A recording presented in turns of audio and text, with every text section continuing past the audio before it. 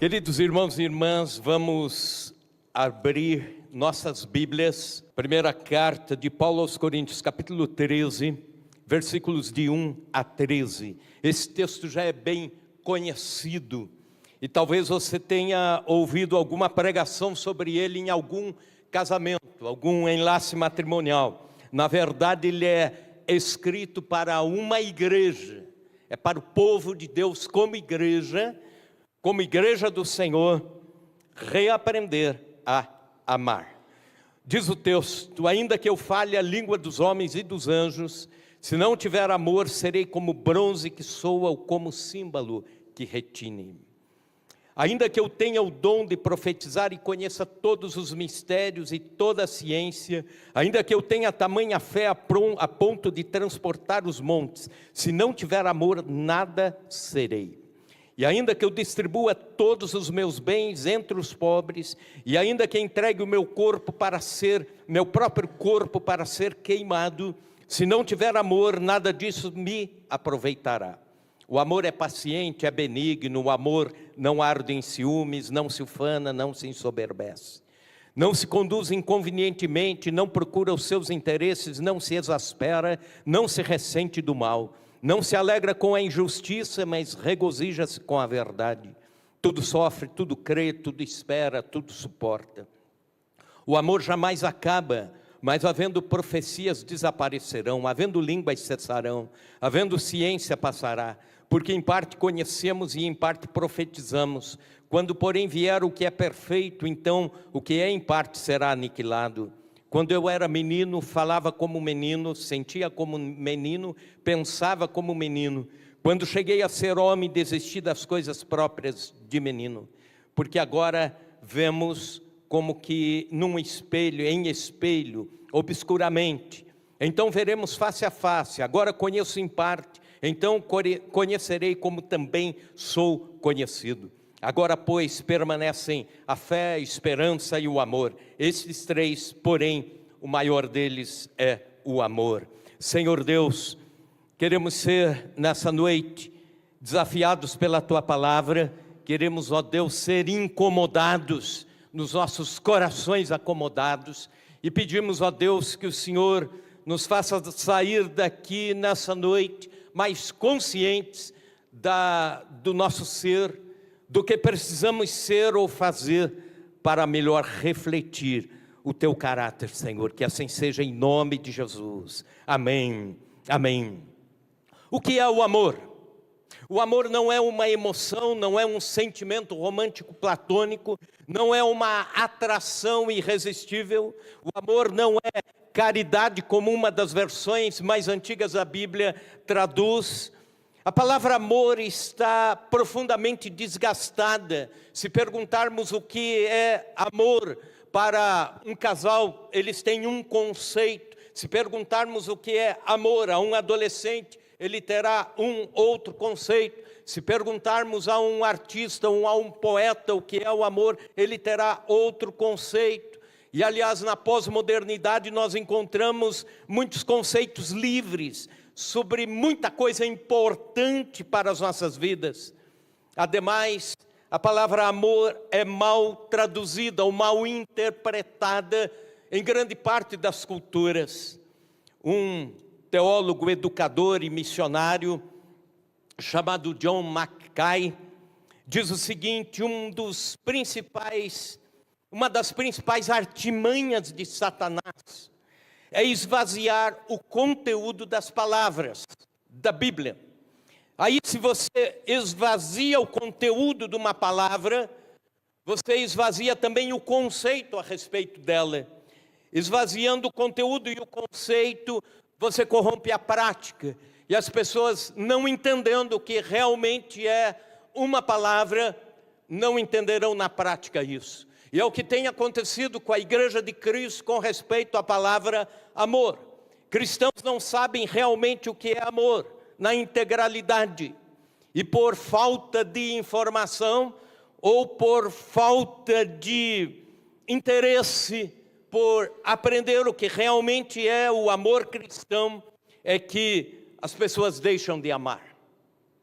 Graças a Deus temos esses 13 versículos que nos ensinam ou nos reensinam o que é verdadeiramente o amor. Quando Paulo fala em amor, ele usa uma palavra grega chamada ágape. Ágape é o amor com o qual Deus nos ama, é o amor com que Jesus nos amou, é o amor com que Ele se entregou por nós, é o amor sacrificial, é o amor genuíno, é o amor puro, é o amor que entrega-se.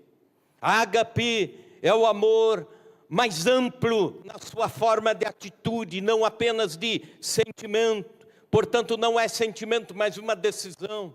É importante você dizer: eu vou amar, eu preciso amar, eu tenho que amar. E não apenas dizer a respeito de sentimentos. Eu sinto que amo, ou sinto que não amo. Não, é muito mais do que isso. O amor não é meritório, quer dizer, alguém não merece ou deixa de merecer. É incondicional. Crentes têm que amar incondicionalmente. O texto que nós lemos é uma resposta de Paulo a uma igreja que deixou de amar. A igreja de Corinto. A ausência do amor levou aquela comunidade a divisões, a facções. E quando a igreja está colapsando, uma família preocupada com a igreja, a família de Cloé, escreve uma carta e manda ao apóstolo Paulo, que na ocasião está em Éfeso. Paulo lê a carta e fica preocupado, e então, em resposta aos anseios da igreja, em resposta aos dilemas da igreja, é que ele escreve esta carta, a carta de 1 Coríntios. E chega nesse capítulo, ele está enaltecendo o amor.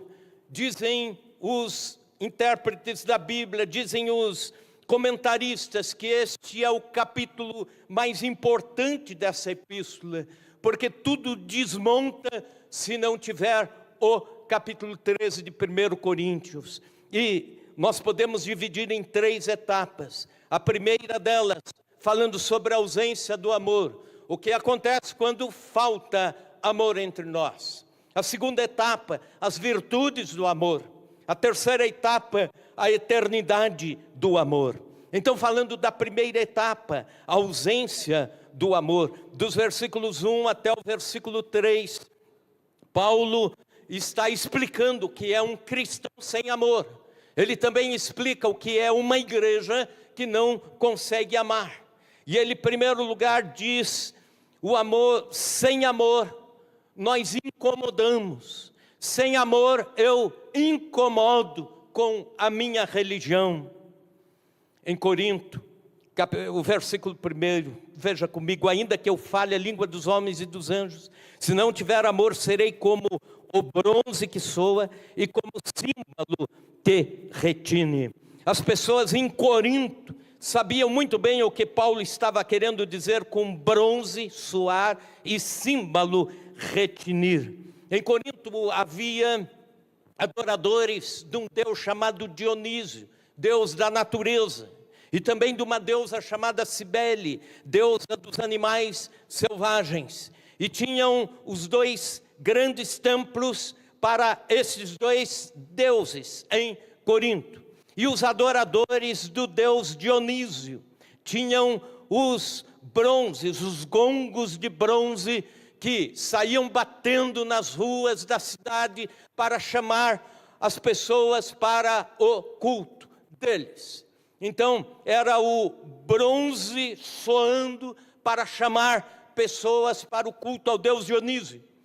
E os adoradores da deusa Cibele tinham os símbolos agudos, que batendo saíam sons agudos, estridentes, e saíam batendo para chamar pessoas para adoração ao deus, a deusa Cibele. Só que com o passar do tempo, por vezes, gente indo batendo bronze, gente voltando batendo os símbolos, causava um incômodo nos ouvidos da população.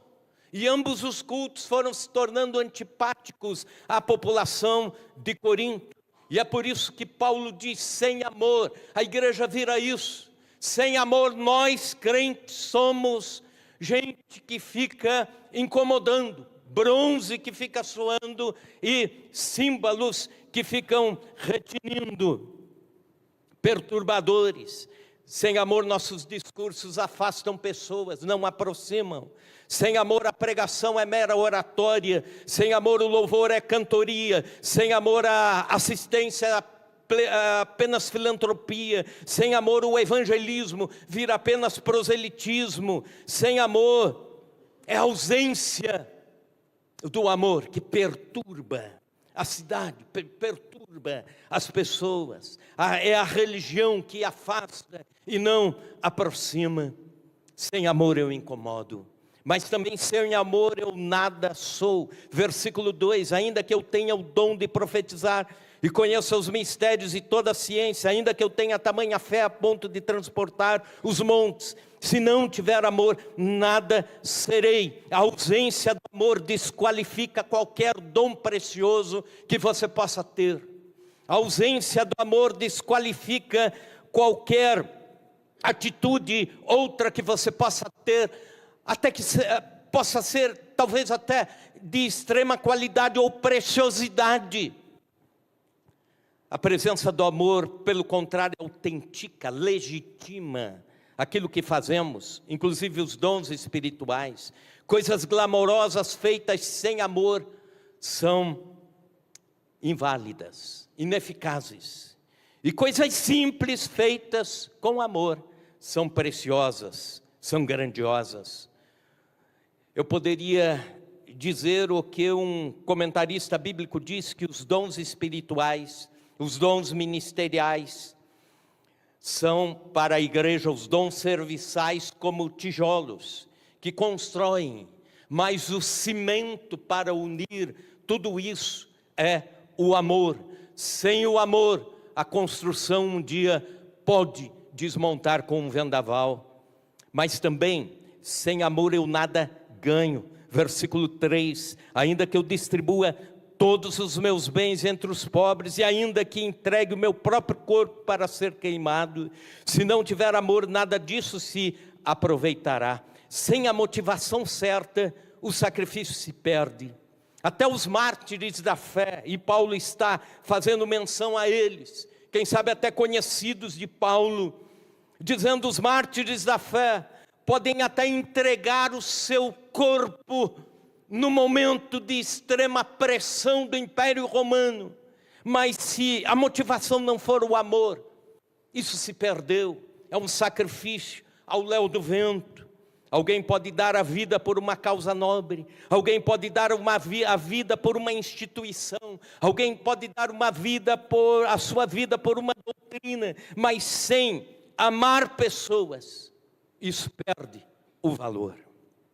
Essa é a primeira etapa. A segunda etapa, as virtudes do amor. Versículo 4, o amor é paciente, é benigno, o amor não arde em ciúmes, não se ufana, não se ensoberbece. O termo aqui usado para paciente descreve a paciência com pessoas e não com circunstâncias. Cada vez mais nos deparamos com uma sociedade estressada. Pessoas parecem barris de pólvora em qualquer lugar por onde passamos, no trabalho, ou na faculdade, ou na rua, ou as pessoas estão sempre apressadas, mal-humoradas, olhando para o relógio, cobrando atitudes uns dos outros. Pessoas brigam no trânsito, alunos batem em professoras na escola, casais brigam e se separam. Na igreja, pessoas discutem por futilidades, líderes se confrontam por causa de situações que seria muito fácil resolver. O amor tem a capacidade de suportar. Suportar o quê? Suportar hostilidades, suportar afrontas. Eu lembro de uma frase de Mahatma Gandhi, que não era cristão, e nunca foi cristão, mas numa determinada ocasião, evangelistas ingleses e indianos se reuniram para irem orar e pregar o evangelho para Gandhi, E ele disse o seguinte: eu creio no vosso Cristo, mas não creio no vosso cristianismo. É por isso que eu não me torno cristão, ele disse àqueles homens. Por quê? Ele disse: vocês conseguem fazer discursos enormes, mas não amam pessoas. Estão dispostos sempre a, armados, responder com violência a todos nós que somos submissos, subalternos ao Império Inglês. Pois bem, nós precisamos ter paciência, o amor é paciente. Mas também ainda no versículo 4, o amor é benigno. E a palavra benigno é a ideia de reagir com bondade. Reagir a todas as circunstâncias com bondade, inclusive situações adversas. Alguém que é maltratado e responde com bondade. Na igreja de Corinto não havia bondade entre os crentes. Pelo contrário, por exemplo, havia um irmão em imoralidade tal que estava tendo relações com a esposa do seu pai, e ao invés da igreja chorar pelo pecado, a igreja ria ou tolerava. Havia divisões e contendas, não eram cristãos unidos nem nas festas. Paulo diz isso: se reuniam para a ceia do Senhor e uns comiam antes que os outros. Alguns estavam levando irmãos da igreja à justiça dos homens. O remédio para solucionar esse colapso é o amor. O amor destila bondade. O amor faz com que o cristão seja como o gálbano. Gálbano é uma árvore africana que dizem que perfuma o machado que a fere. Assim somos nós, ou precisamos ser nós, os crentes. Também o amor não arde em ciúmes, não se ufana e não se ensoberbece. São atitudes co-irmãs, por isso estão no mesmo versículo. É impressionante a tendência natural que nós temos em nos enciumarmos de alguma coisa.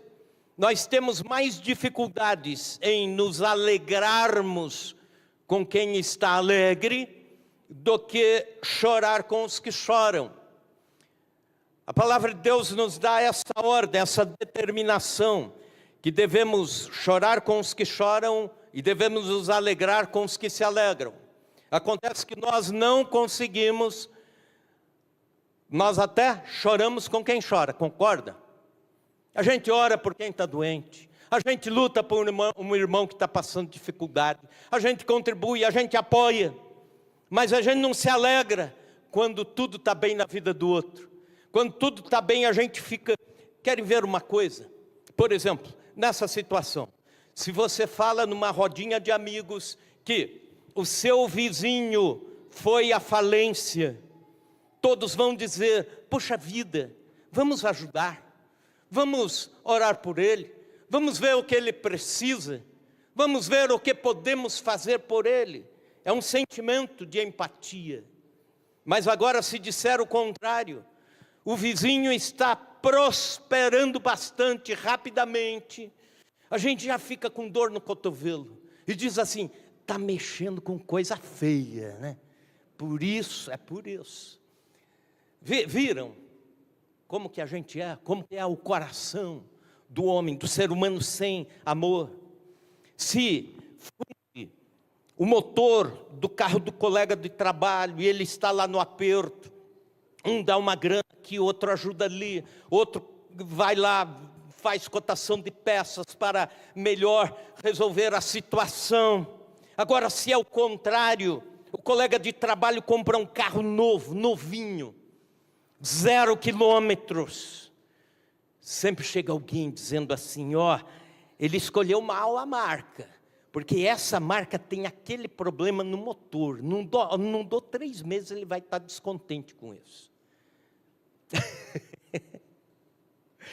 Então, se uma igreja está se implantando, lutando, batalhando, a gente ora, a gente apoia, vamos lá, apoia o pastor, o amigo, o missionário, aí, mas Se a igreja cresceu demais e já faz sombra, a gente diz assim, está inchando, está pregando o outro evangelho, evangelho fácil, e aí começam as críticas. Querido irmão, querida irmã, nós precisamos nos alegrar com os que se alegram também. Nós precisamos ficar felizes com aqueles que estão tendo as suas vitórias, porque o amor não arde em ciúmes, também não se ufana. O significado da palavra ufania é cheio de vento, de fanfarrice, de tagarelice, é o balão sem conteúdo. Já viram aquelas pessoas que contam vantagem de si mesmo, onde estão contando alguma coisa sobre si, sobre o que fizeram, sobre as perpicácias, sobre as peripécias, e assim por diante.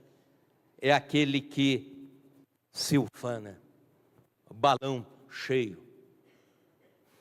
Eu ia falar papo de gaúcho, mas tem muito gaúcho aqui na igreja. Mas é aquela história do contador de vantagem, o que se ufana. O amor também não se ensoberbece. Quem ama não se acha estrela, não se acha o melhor. Nós sempre temos algo a aprender de alguém. Precisamos sempre aprender da igreja, aprender de irmãos mais simples também, aprender de outros irmãos, estamos sempre aprendendo, na vida aprendendo. As mães precisam continuar aprendendo, os pais precisam continuar aprendendo.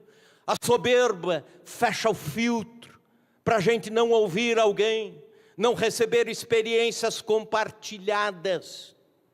O amor também não se ensoberbece, a soberba faz com que você se ache mais importante do que realmente é, que aquilo que você tem seja mais importante do que aquilo que o outro tem, ou então a importância mais para si do que para o outro.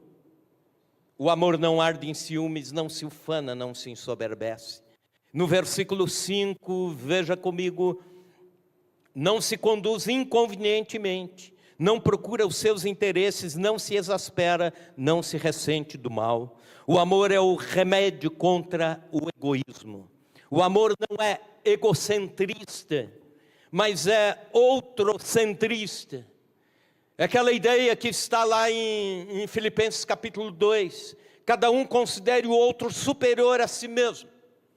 Se nós fizermos essa conta ao contrário do que a sociedade faz, a sociedade nos diz, considere-se você superior ao outro, ou então, o que você faz, o que você tem é superior ao outro. Não, faça essa conta ao contrário, porque Jesus a fez ao contrário. Olha que coisa impressionante. E Paulo diz, quando imitamos a Cristo, nós começamos a centrar mais a nossa alegria no outro, começamos a centrar mais nosso desejo de que o outro se vá bem. Um grande teólogo dizia o seguinte, o amor cristão é expresso de 3 formas: ouvindo os outros, dando aos outros e perdoando os outros. Quem ama não vive para si. Porque as famílias se desintegram com tanta facilidade? É porque cada um defende o seu ponto de vista, cada um defende o seu dinheiro, cada um defende os seus direitos, cada um defende as suas razões. Você pode até ganhar na razão, mas perde no relacionamento. Igrejas se faccionam, por quê? Porque cada um defende o seu ministério, o seu espaço, o seu status. A sociedade está fundada num caos, incluindo corrupção, incluindo descrédito. Por quê? Porque cada um defende a sua ideia, o seu partido, o seu interesse, a sua segurança, o seu futuro. E aí, quando a gente começa a pensar no outro, a gente ama como Jesus amou. Mas também o amor não se exaspera e não se ressente do mal. Versículo 5. O amor não é truculento, é o se exasperar, é o responder de forma truculenta, é o ser truculento. E também não é melindroso, não é ressentido. São dois polos que dizem respeito a dois grandes problemas. Na ira, as pessoas ofendem frontalmente. Numa discussão, você rapidamente sabe quem é o extrovertido, quem que é o irado, quem é o que não leva desaforo para casa, é o que prontamente está falando, está se expressando. A Bíblia diz, o amor não é assim. Mas também, o amor não é melindroso, é aquela coisa, a pessoa que não fala no momento que precisa falar, e aí guarda no coração, e guardando no coração, guardando as suas encrencas na alma, ele forma uma panela de pressão. E ao invés de explodir, ele implode, projeta a culpa em outras pessoas, projeta o mal e a culpa, a amargura, o azedume, aos pouquinhos, e vai semeando. Por vezes eu acho que entre um e o outro, melhor é o primeiro, né? Porque você já identifica rápido e já trata, já trabalha, né? Mas ambos, a Bíblia diz, são um problema. O amor não se exaspera e não se ressente do mal. Isso me faz lembrar, por exemplo, quando falo dos milindres, da pessoa que introjeta suas amarguras, seus desacertos com a vida. No interior de São Paulo, numa das IPIs, teve o aniversário da igreja, e é interessante que aí, o mês inteiro, pregações de pregadores diferentes, no encerramento, no último domingo do mês de aniversário, uma grande festa, e veio o coral de uma igreja vizinha, veio pregador, preletor, os pioneiros da igreja vieram, foram apresentados, as fotos antigas da igreja, e foi aquela alegria, aplauso com a história, e depois chega aquele momento de fazer os agradecimentos, né? Aquela listinha, quero agradecer o irmão tal que fez isso, a irmã tal que fez aquilo, quero agradecer, e vamos agradecendo e tal, e agradece, e esqueceram de agradecer e citar a irmã que fez o bolo de aniversário da igreja. E depois, né? Depois do culto, um bico desse tamanho, né? E ela dizendo assim, eu sabia, não gostam de mim, eu sei que foi proposital e tal. E depois foi a semana inteira ela nas redes sociais despejando isso, na igreja. E aí, tem que ir gente lá para dizer, olha, não foi proposital, não tira esse milindre do coração, vamos orar, né?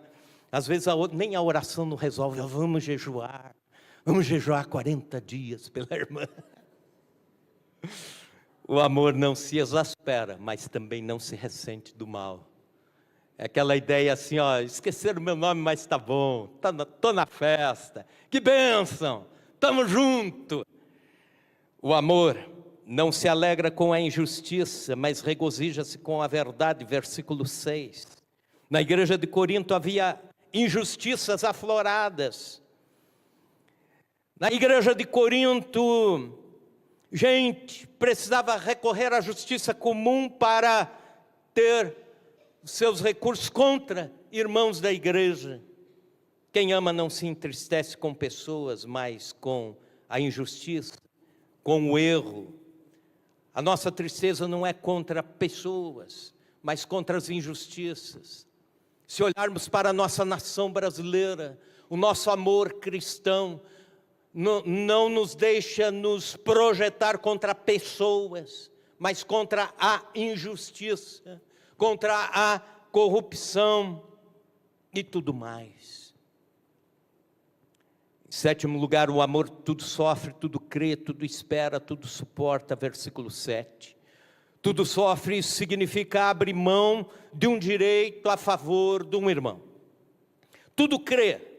O amor te deixa mais otimista com relação às pessoas. Eu creio na restauração desse irmão, o amor me faz crer. Eu creio na boa intenção desse outro, o amor me faz crer.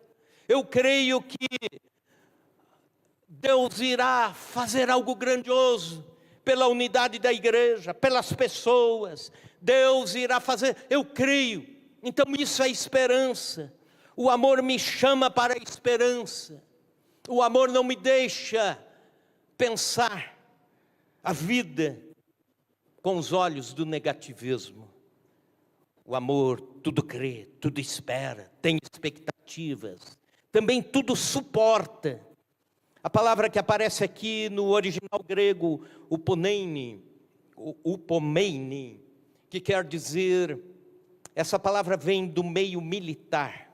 Quando um soldado era preso pelo inimigo, e era levado cativo pelo inimigo, era torturado para delatar onde estavam os seus companheiros do exército, quais as estratégias estavam sendo usadas. Então este prisioneiro era pressionado, era torturado, mas suportava a tortura e não falava nada, não delatava.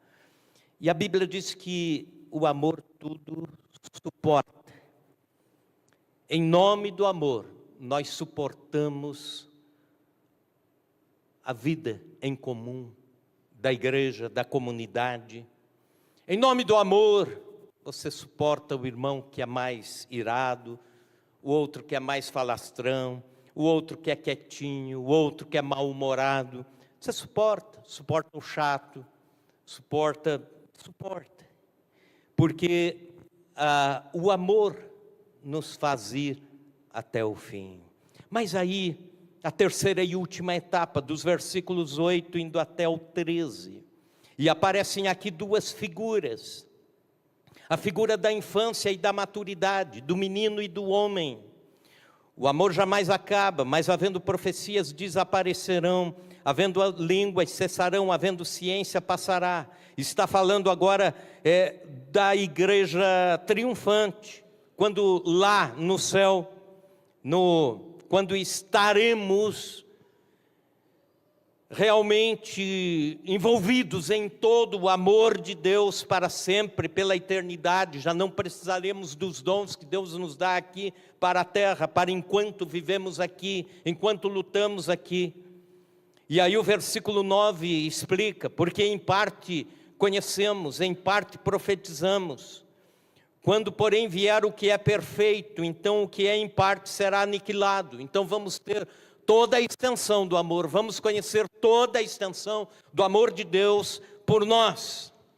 Quando eu era menino, falava como menino, sentia como menino, pensava como menino. Quando cheguei a ser homem, desisti das coisas próprias de menino. Aqui na terra, amadurecemos, estamos como que meninos na fé cristã, no conhecimento de Deus, no conhecimento das coisas espirituais, no conhecimento dos mistérios de Deus. Aqui na nossa caminhada, nós ainda não conhecemos nenhuma pequena parte de Deus e do seu grande amor, mas conhecemos um pouquinho, como um menino que com 2 anos de idade ele fala algumas coisas. Você não pode cobrar que ele fale muitas coisas difíceis. Depois, com 5 anos de idade, ele fala um pouco melhor, ele se expressa, ele já pensa, ele já lê. Daí, com 10 anos de idade, ele já tem a conexão de ideias sobre a vida e tudo mais.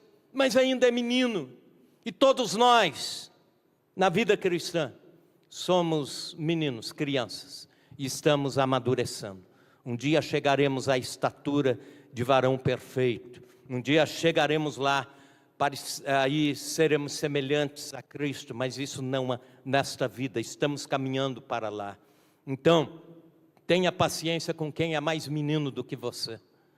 Se você tem 10 anos de idade espiritualmente, tenha paciência com quem tem 9, com quem tem 5. com quem está no berçário. Quem está no berçário às vezes mancha as fraldas, né? E tem que correr trocar, né? Mas é a paciência que a grande família tem com os novos na fé. Então, os crentes estão aprendendo, nós estamos amadurecendo. E o que nos mede nesse amadurecimento não é o tempo de igreja, é o quanto ama. Tem gente que tem, décadas de igreja e não ama. Tem atitudes que não condizem com o amor. Tem gente que nasceu ontem para Cristo, já tem o coração grandão para amar. Então, Paulo está fazendo essa analogia da criança, do menino, do amadurecimento em amor, até chegarmos à perfeição, igreja triunfante.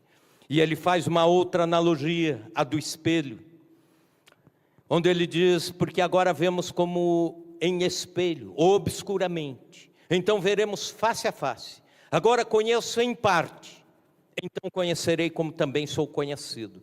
Agora, pois, permanecem a fé, a esperança e o amor, esses três, porém, o maior deles é o amor. Agora conhecemos obscuramente. Os espelhos nessa época de Paulo não eram tão nítidos. Era a prata que era lixada, polida, e por melhor que fosse o trabalho do artesão que fazia um espelho, a imagem ainda não era 100%. E ele diz, agora vemos assim, mais ou menos, né? Mas um dia veremos face a face. E o que ele está querendo dizer com isso? A gente se conhecer ou conhecer a Jesus? As duas coisas. Porque quando conhecermos a Jesus face a face, lá no céu, nós então teremos nos conhecido. Aí a gente vai se conhecer totalmente, plenamente. Alex Carrel, sociólogo, em seu livro O Homem, Esse Desconhecido, diz: nós não nos conhecemos. O homem é capaz de ir ao espaço, de pisar na lua, de desenvolver tecnologia, todavia continua a ser esse ilustre desconhecido de si mesmo. Já teve momentos que você disse assim, eu não estou me reconhecendo. Eu já tive momentos assim. E não sei se não vou, talvez tenha outros momentos assim também. De olhar no espelho e dizer, eu não estou me reconhecendo. Eu não acredito que eu fiz isso. Eu não acredito que eu falei isso. Eu não acredito que eu tratei essa pessoa desse jeito. Que vergonha. Agora vemos como num espelho. Mas um dia já não será pelo espelho, quando nós conhecermos o amor de Deus na sua extensão. E é por isso que o apóstolo Paulo diz, agora permanecem a fé, a esperança e o amor. A fé ainda precisamos até que Jesus volte, a esperança até que Jesus volte, mas depois não precisamos mais, nem de fé nem de esperança, porque isso já estaremos no céu. Mas o amor continuará pela eternidade, e aí nós reconheceremos a Deus e reconheceremos a nós mesmos. Eu li a história de duas tribos que estavam guerreando nos Andes, aqui na América Latina, e uma tribo guerreava e vivia na planície. A outra tribo era preparada para viver e também para guerrear nos montes, no alto da montanha. E a tribo da montanha invadiu a tribo da planície. Entre tantas coisas que roubaram como despojo de guerra, levaram um bebê. E deram falta daquele bebê. E aí a tribo, depois da guerra, enviou os melhores soldados, os mais treinados para subirem a montanha, para rastrearem, para de uma forma sigilosa localizarem o bebê, resgatarem o bebê. E esses homens não conseguiram, voltaram sem o bebê. E passou alguns dias, eles viram uma senhora de idade descendo a montanha, ela era da tribo da planície, descendo a montanha com um bebê no colo. E perguntaram, como que a senhora que trouxe o bebê? A senhora foi lá, conseguiu encontrar? Ela disse sim. Que jeito?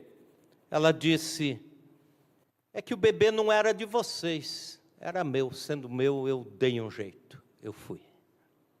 Olha que coisa impressionante. É assim que a gente tem que amar pessoas. O irmão de fé é meu, eu tenho que ir atrás, eu tenho que amar, eu tenho que orar por ele. Se precisar de correção, eu estou lá. Se precisar de apoio, eu tenho que estar lá. Quem ama descobre caminhos, resgata vidas.